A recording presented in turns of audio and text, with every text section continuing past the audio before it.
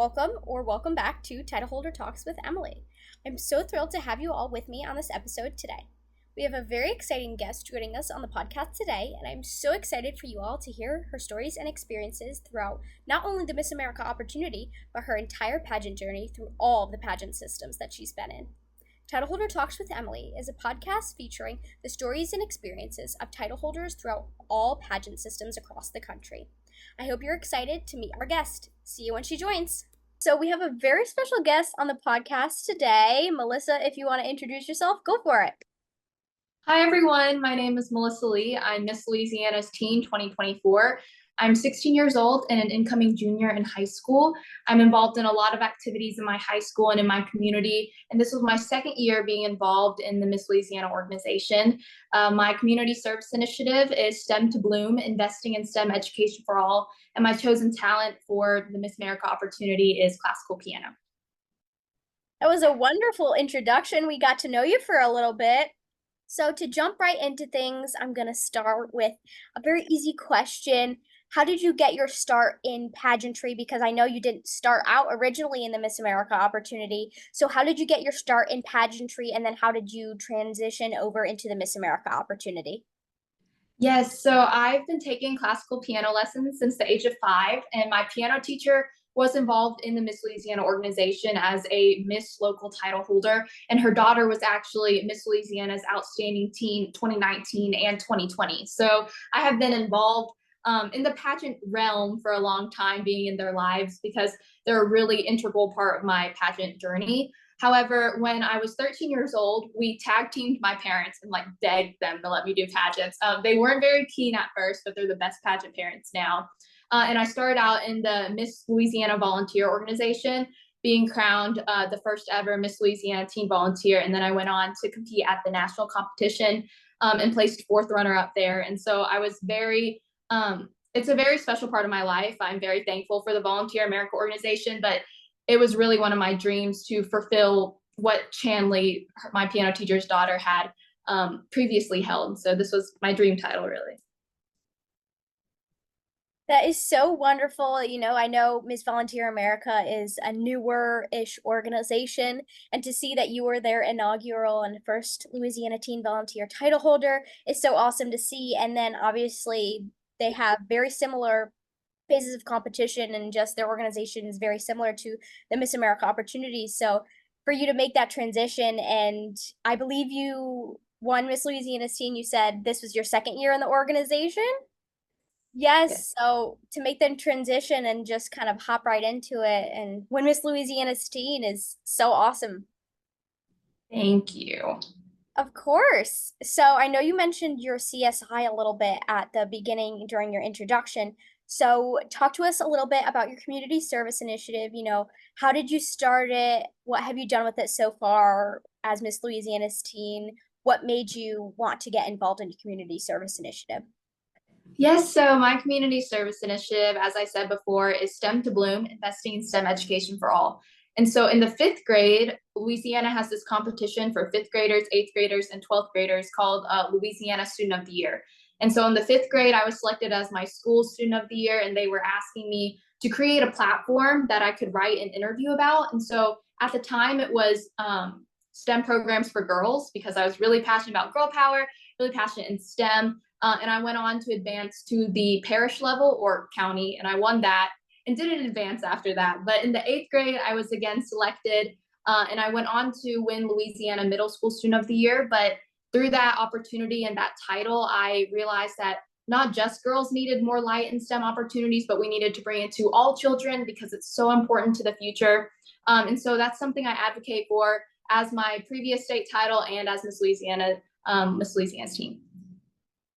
That is so awesome. And honestly, it's very unique to me as well because a lot of people within pageantry, like science or law, doctors and everything, but not a lot of them focus their community service initiative and their sort of passion project on STEM. I know one of our former Miss Connecticut's, Bridget Oy, was very involved in, STEM and with also adding STEAM into it with the arts and everything like that. So it's awesome to see how unique this organization, the Miss America opportunity, is with not only providing people the opportunity to kind of push their passion projects forward, but with the wide variety of everything, it's awesome to see everybody doing such different and awesome things.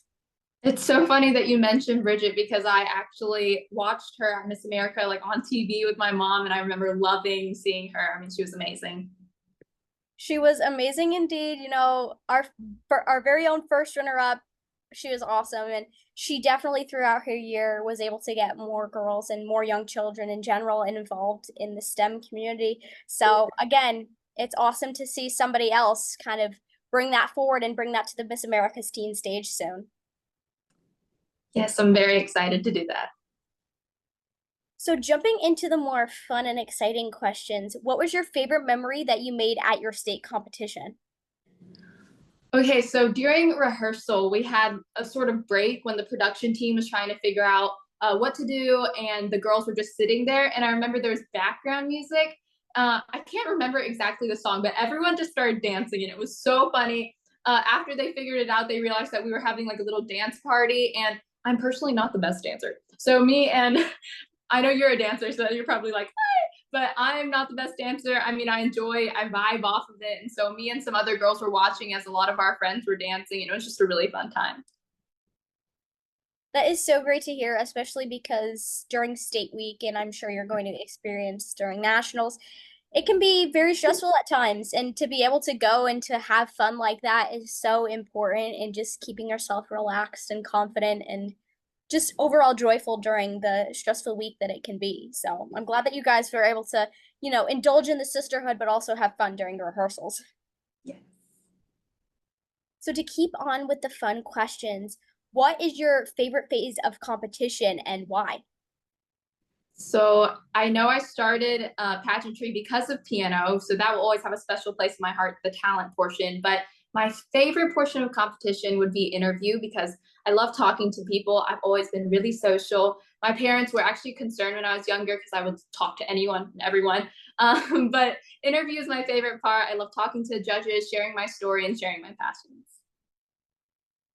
That is so great. I know a lot of girls, especially recently with the changes in scoring, have been able to come out and say, yeah, I actually really do love the interview phase of competition and even on stage question as well, because it's a continuation of interview. So I myself also, even though it may be nerve-wracking sometimes, I really love to get to know the judges and interview. So it's great to see another person loving interview as well. And I know a lot of girls in your class also very much love interview. So Oh my gosh, I love that. We're all twins. yes, yes. So keeping on with the favorites, what is your favorite point of the crown and why?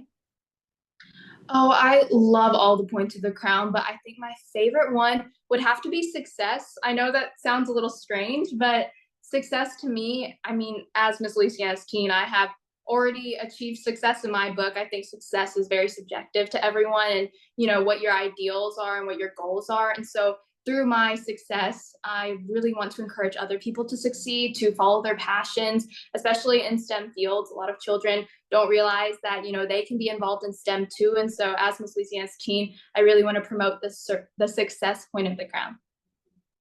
That is wonderful. And again, I love hearing everybody's different answers because, there are 4 points of the crown with sisterhood being that extra point and extra pillar now. I love hearing everybody's different answers and why they value each point of the crown to themselves. I know I love all the points of the crown too, so it's very hard to pick a specific favorite, but you know, you gotta love them all.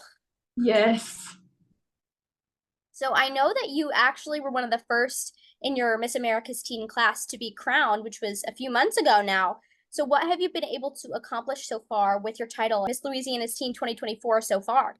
So I've made a lot of school engagements, a lot of clubs and various things talking about my platform, STEM to Bloom, and also the Miss America opportunity. A lot of other organizations asked me to talk about, being a role model to children, having, faith in yourself. I recently talked at a church camp about, my faiths and my ideals. And so I really love going out into the community to various things and using my platform and my voice to just propel things that I hold close to my heart so that I can influence others.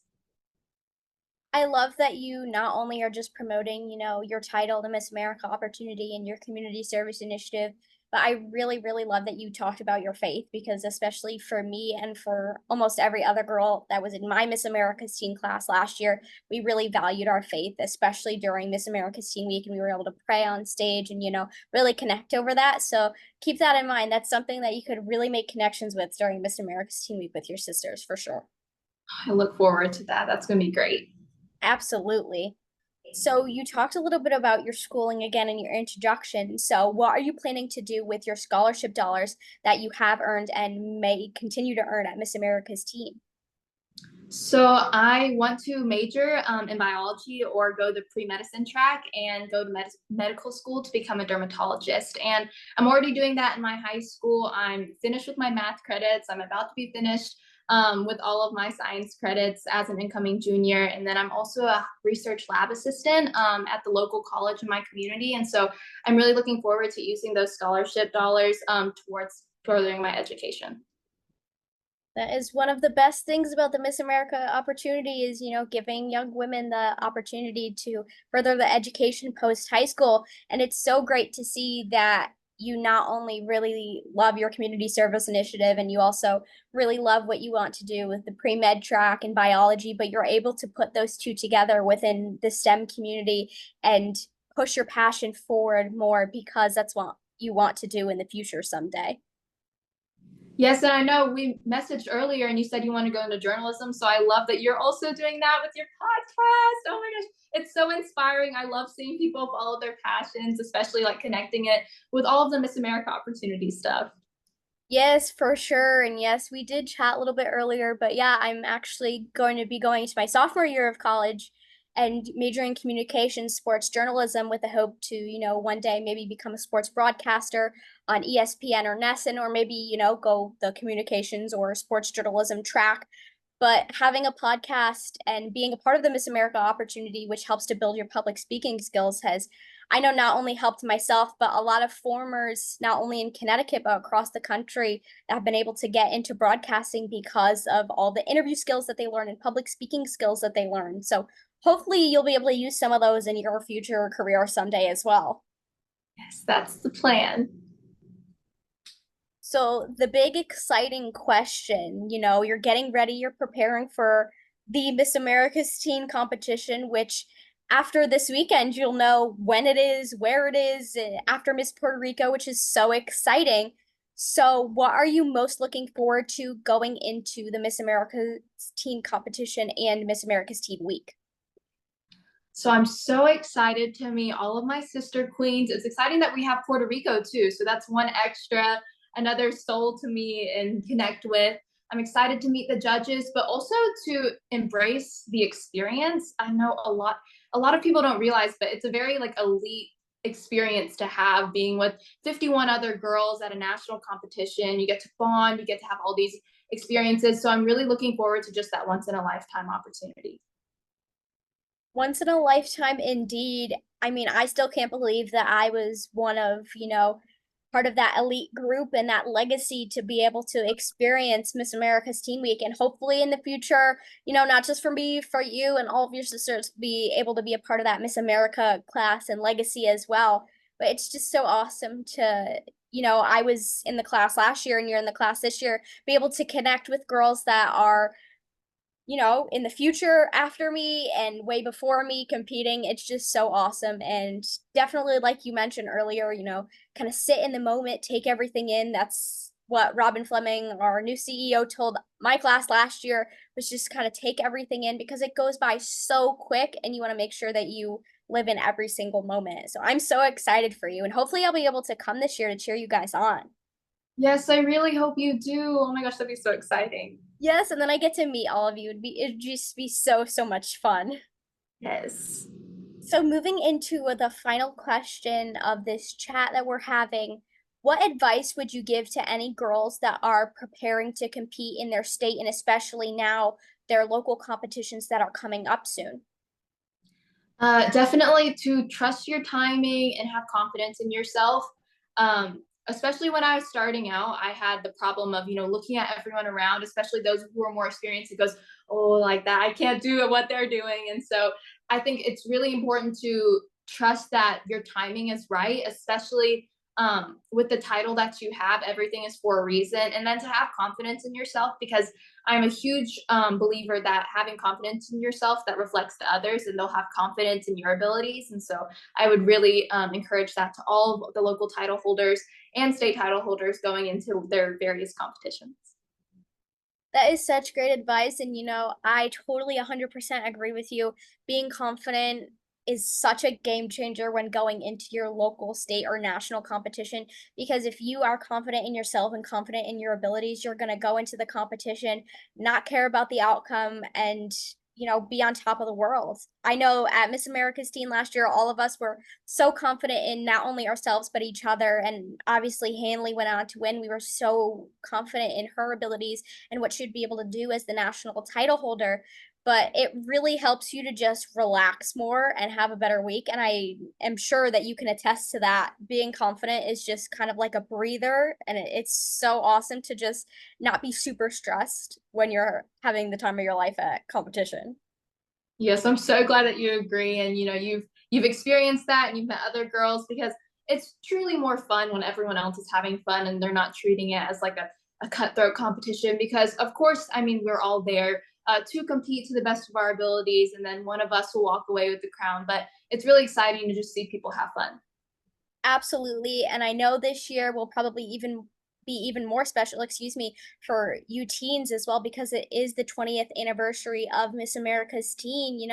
So I hope that they're going to have so many more like anniversary events for you guys to have fun at. But I'm just so thrilled for all of you and to see who our 20th anniversary Miss America's Teen will be. It's going to be so exciting. And I hope everybody that is watching was able to take your advice because you gave some great advice there. Thank you. Thank you. I really appreciate that. And also, I didn't know it was the 20th anniversary, so you taught me something new. Yes, honestly, I've been keeping up since I started in the Miss America opportunity, even just when it was then the Princess program.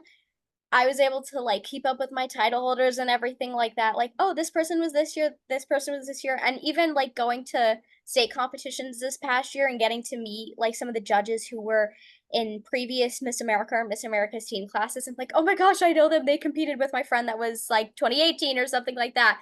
So I keep up with my history, but I'm excited again to see who the 20th anniversary queen will be because it'll be so super special for sure.